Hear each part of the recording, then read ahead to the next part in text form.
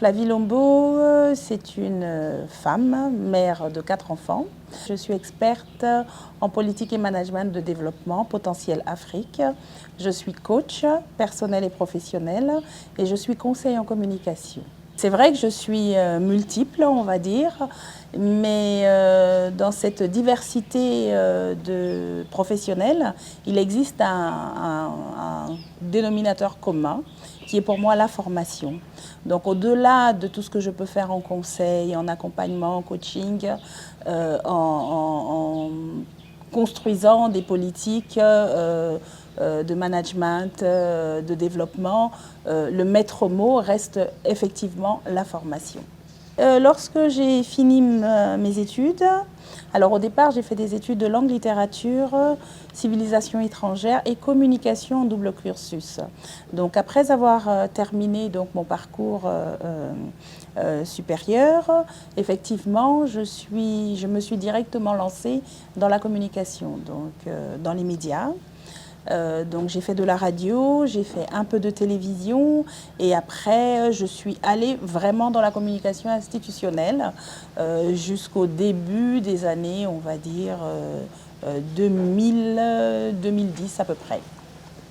Et après, j'ai monté ma propre agence de communication ici au Congo-Brazzaville, donc WTM Entreprise. Et donc à la communication institutionnelle, j'avais rajouté tout ce qui était publicité, production, post-production, réalisation. Donc voilà. Et après donc m'être investi vraiment dans ce domaine-là, j'ai pensé qu'il serait intéressant d'explorer d'autres secteurs, notamment ceux du médical, toujours en restant dans la communication, mais en allant dans le secteur médical. Et puis après, en 2014, fort de toutes les expériences que j'avais pu avoir à droite et à gauche, et surtout de ma casquette d'experte en politique et management de développement potentiel Afrique, donc j'ai monté une société qui s'appelle Clavis Atlas Service, qui donc est une centrale de service à la personne et aux entreprises dans la formation, l'éducation et le médical. Parce que lorsqu'on parle de développement, on veut pouvoir pousser notre écosystème à atteindre les plus hauts sommets. Inévitablement, la formation, pour moi, reste le maître mot. C'était une très belle expérience. J'en garde un fabuleux souvenir parce qu'elle m'a permis, cette merveilleuse personne, parce que c'était une très belle personne, il faut le dire, elle m'a permis d'accéder à une sphère encore plus différente de celle qui était la mienne. La mienne, elle était bien classique, elle était bien... voilà. Avec elle, j'ai pu aller dans un autre volet, le volet politique, le volet associatif, parce que c'est fort de son accompagnement que j'ai pu aussi m'intéresser au volet associatif, parce qu'elle avait une grande fondation, la Fondation Horizon Nouveau, à travers laquelle elle s'occupait donc d'enfants déficients visuels et d'enfants ayant des problèmes neuropsychopédagogiques. Donc oui, avec elle, j'ai pu connaître un autre aspect de la communication. Vous savez, lorsque vous accompagnez une personnalité publique, il y a certains paramètres qu'il faut absolument prendre en compte. C'était un autre univers. C'était un autre univers avec des codes particuliers. Et je pense que si j'ai été là jusqu'à la fin de ces jours, je crois que j'ai quand même réussi à passer le cap et à être à la hauteur de ses attentes. Le déclic, en fait, c'est simplement que je voulais proposer à la jeunesse africaine un accès privilégié à l'éducation, aux grandes écoles, aux grandes universités, que les jeunes Africains aient la possibilité de rentrer dans la conférence des grandes écoles. Mais lorsque je suis arrivée, lorsque nous avons commencé à faire les tournées, aussi bien au Congo-Brazzaville que dans d'autres pays, on s'est rendu compte qu'il y avait manifestement un manque d'orientation, un manque d'information. Donc, au lieu d'envoyer comme ça les étudiants sans être suffisamment armés dans toutes ces universités avec lesquelles nous avions des partenariats, on a pensé faire différemment les choses, c'est-à-dire de les former d'abord en local pour qu'après, ils puissent avoir accès facilement sans aucune difficulté à ces grandes universités-là. Et il était pour moi bien évident de commencer par mon propre pays d'origine. Donc c'est comme ça, c'est de cette volonté-là d'apporter vraiment une pédagogie différente, celle dont on parle depuis un moment, la pédagogie hybride. Et d'ailleurs, Dame Covid est venue nous conforter dans ce choix de pédagogie. Donc, inévitablement, nous avons commencé par chez nous, par le Congo-Brazzaville. Et je pense que ce que nous avons mis en place est une première. Toutes les salles sont connectées, digitalisées. Il y a une interaction évidente pendant les cours entre les professeurs et les formateurs, pour certains qui sont à l'étranger, et les apprenants et les participants qui sont en présentiel. Donc, c'est vraiment pour apporter un plus en matière de formation initiale et en matière de formation continue. Nous avons quand même 3 volets de formation. Il y en a 2 qui ont déjà commencé à être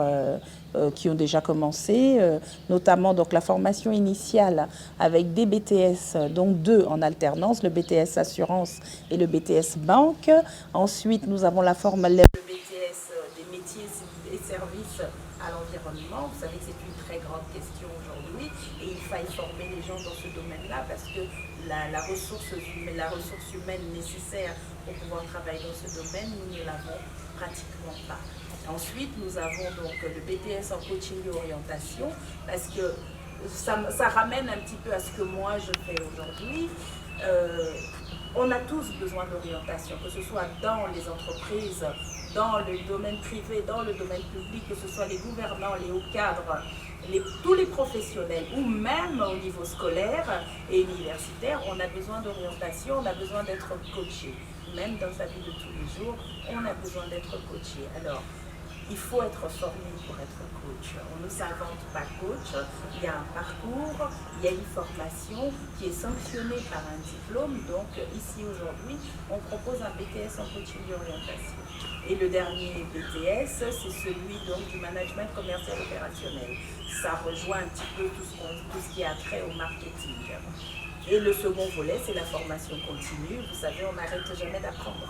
Ma vie de famille ne souffre en aucun cas de ma vie professionnelle, aucunement, non.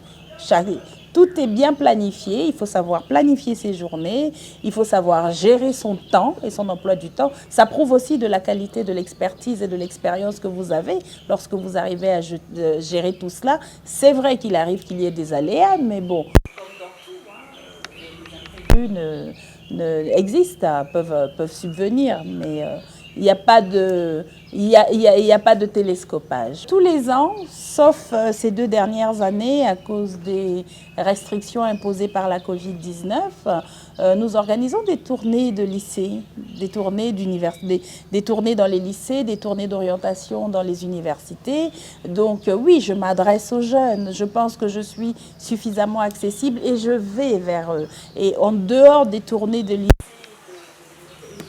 que nous organisons avec la Vis Atlas, je suis quand même à la tête d'une association qui s'appelle Pascal Pierre contre les addictions et donc fort des soupes populaires que nous organisons pour pouvoir coopter tous ces jeunes en souffrance qui sont sujets aux addictions autant comportementales qu'aux substances. Oui, je m'adresse à eux, au contraire, je vais vers eux. Je vais vers eux et je les invite à venir vers moi, à ne pas me considérer comme une personne inaccessible. Ma devise, elle est toute simple. Elle tient vraiment en 3 O, c'est le triple A. C'est alors faites de votre attitude le meilleur atout de vos aptitudes. Donc c'est attitude, atout et aptitude. J'ai fait un petit message hier, effectivement, qui était un message de rappel, parce qu'on a tendance à déplacer le débat. Le 8 mars, c'est la journée internationale des droits de la femme. Si cette journée est toujours là, si elle existe toujours, c'est parce que nous n'avons pas encore atteint nos objectifs. Nous sommes toujours en train de nous battre et de revendiquer ce qui nous revient de droit. Alors, aujourd'hui, ça a tellement été, on va dire, dilué que très peu de femmes, surtout de la basse classe, comprennent le débat. On nous dit bonne fête. Ce n'est pas une fête pour moi. C'est une journée de rappel, c'est une journée de revendication, c'est une journée où la femme doit imposer sa vision, c'est une journée où la femme doit imposer son être, dire j'existe, voici mes compétences. La femme est la seule à pouvoir être multiple. Des 9 intelligences qui existent chez un être humain, la femme est celle qui a peut-être la moitié, sinon au-delà. Donc, qu'on reconnaisse un petit peu ce que représente la femme. Ce n'est pas simplement l'épouse, ce n'est pas simplement la mère, mais au-delà de tout cela, la femme réalise beaucoup de choses sur Terre.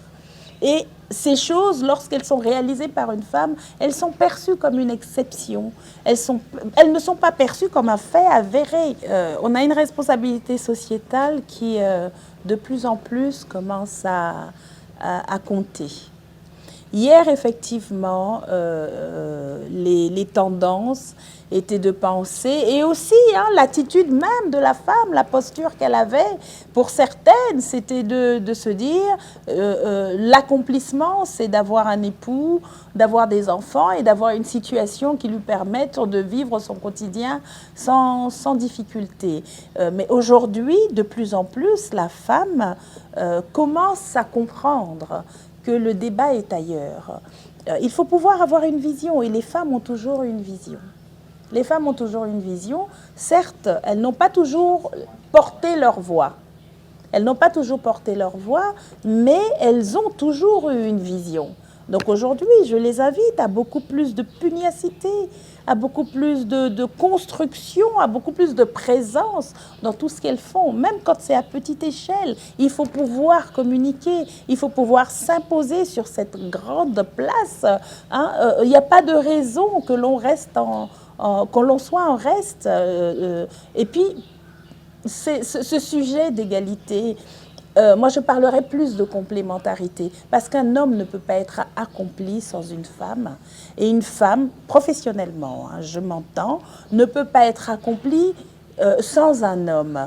Donc, avec grand H, parce que nous sommes tous sur cette terre complémentaires les uns des autres. Égalité, oui, dans tout ce qui est, par exemple, à travail égal, salaire égal, à poste égal, voilà. Mais la femme a besoin aujourd'hui de s'affirmer un peu plus. Mais c'est elle qui va aller chercher son combat et qui va le gagner. Elle ne va pas attendre que quelqu'un le fasse pour elle. La vision, elle est qu'il y ait beaucoup plus de femmes formées dans ce pays et en Afrique et dans le monde. Que toutes les jeunes aient droit à l'éducation. Qu'il n'y ait plus de secteur qui soit réservé aux hommes, qu'on casse les barrières, qu'on les enlève, que la voix de la femme porte aussi loin que la voix de l'homme. La dernière fois, je m'amusais à dire ce serait bien pour encourager, pourquoi pas, qu'un jour nous ayons une femme Premier ministre ici. Ça peut déjà être un très beau signal. Aujourd'hui, nous avons beaucoup plus de femmes au gouvernement qu'avant, oui, mais nous n'avons pas la parité.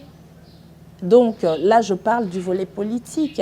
Lorsque je vois la cartographie des chefs d'entreprise, je prends que les sociétés publiques, et peut-être même quelques sociétés privées que nous avons ici au Congo, 90% sont gérés, sinon 98% sont gérés par des hommes. Pensez-vous réellement qu'il n'y a pas de femmes suffisamment capables d'occuper ces postes-là? Donc il va falloir quand même que le regard soit différent désormais et que l'on change de paradigme. Parce que des femmes capables d'être à ces postes de responsabilité, il y en a, et je suis sûre, ce n'est pas pour critiquer le travail qui est fait et qui est abattu par les hommes, mais je suis sûre qu'en mettant des femmes, on verra quand même un changement évident. Alors cette année, mon plus gros challenge, c'est de pouvoir former la jeunesse congolaise. Vous savez, cette jeunesse se sent abandonnée. Lorsque je tiens mes conférences partout, mais surtout au Congo-Brazzaville, j'insiste sur un fait, c'est celui de leur permettre d'ôter le manteau de résignation qui est le leur. La jeunesse, c'est vraiment se sent abandonné et ils pensent tous, hélas, qu'au lieu de se former, il faille aller en politique pour réussir quelque chose. Ce n'est pas la voie royale, ce n'est pas destiné à tout le monde. Donc, pensez à vous former, mais dans les vrais domaines, dans les filières pour lesquelles vous êtes sûr qu'au bout de votre diplomation, vous allez avoir un emploi. Donc, il faut de la prospective, il faut de l'orientation, il faut aller chercher l'information et non se former pour se former. Donc, voilà un petit peu, je reste vraiment ancrée sur la formation.